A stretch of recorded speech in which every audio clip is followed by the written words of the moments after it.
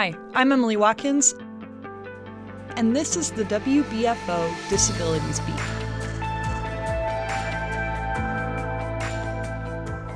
April is Autism Acceptance Month, and one conversation that isn't often discussed is how grief impacts autistic individuals and how loved ones can provide support. I recently interviewed MeiMei Lui, an award-winning poet and advisory board member for the Autism and Grief Project, which provides free online resources. Liu is autistic and nonverbal, so these questions were provided ahead of time and voiced by her mother, Paula Shelley, in a Zoom call. How did you become involved with the Autism and Grief Project? My physician, Dr. Ricky Robinson, an autism specialist, was already involved in the project and recommended me. She was aware that I had suffered my own losses and dealt with grief. I was also asked to join the project to contribute the point of view of an individual with autism who is also nonverbal. If you're comfortable, would you be willing to share a little bit about your experiences with grief that led you to this work? My experience with grief corresponds with my own experience with death. My father died of cancer a little over 10 years ago when I was 19. And my grandfather died 10 months later. Since then, both my grandmothers have died and almost all of my mother's cousins, aunts, and uncles. I'm sorry to hear that.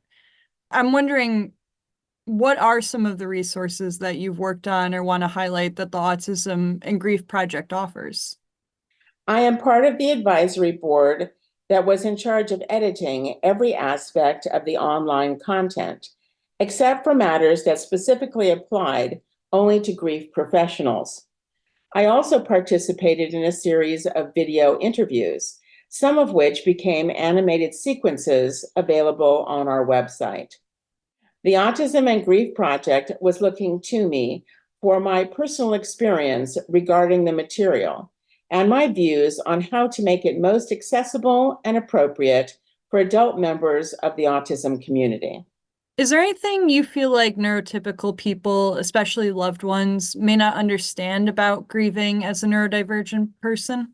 It is important to understand that many individuals with autism have difficulty communicating verbally and emotionally, as well as organizing their body posture or facial expressions in accord with their feelings or thoughts. Accordingly, they may not appear to be grieving in the same ways that neurotypical individuals do. Professionals and loved ones of grieving individuals with autism need to communicate with the grieving individual and not assume that nothing is going on emotionally inside.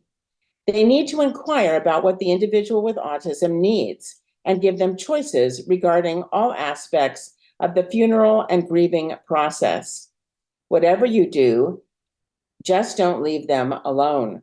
Don't assume they don't need your love, attention, and assistance. Do you have any advice for autistic people who may be dealing with grief now? I would encourage autistic individuals to access our website, autismandgrief.org.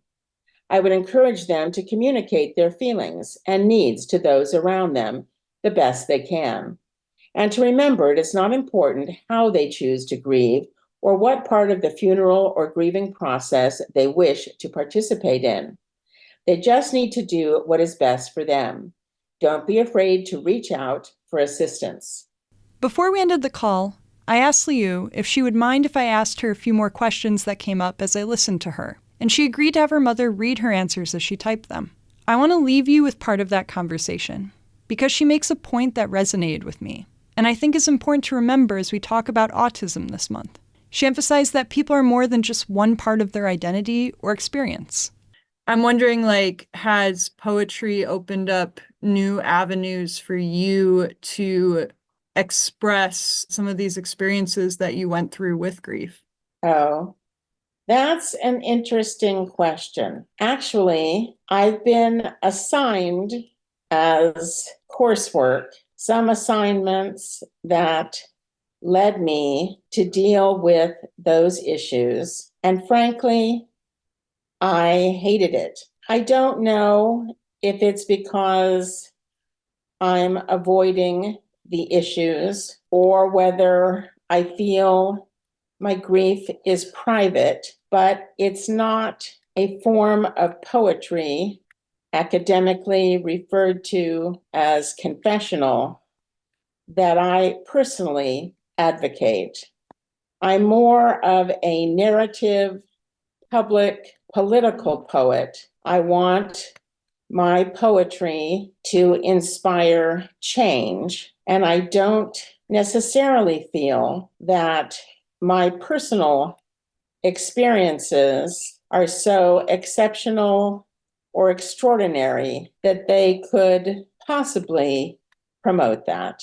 So it kind of sounds like poetry became an avenue for you to do these, to focus on these bigger societal issues. And then the Autism and Grief Project has kind of been an avenue for you to talk about these experiences that a lot more people can relate to in terms of grief.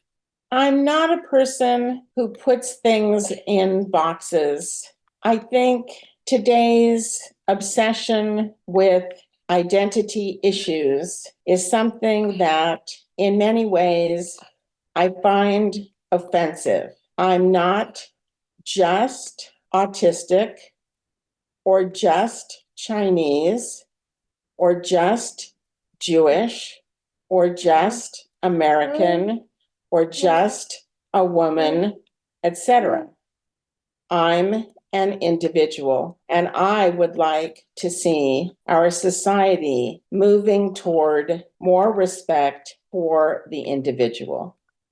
Thank you. I appreciate you giving me more perspective on that, and that makes a lot of sense. And I think especially in the disability community, a lot of people outside of it tend to just see us as one thing, or just that one identity, and not so much all of these other pieces and parts of us. And worse yet, that if you are many things, that means you're not enough of one thing to represent that community. I have had run-ins with monoracism where some have assumed I can't speak for the Chinese or Jewish community or even the autism community because I don't fit the stereotype of members of those communities.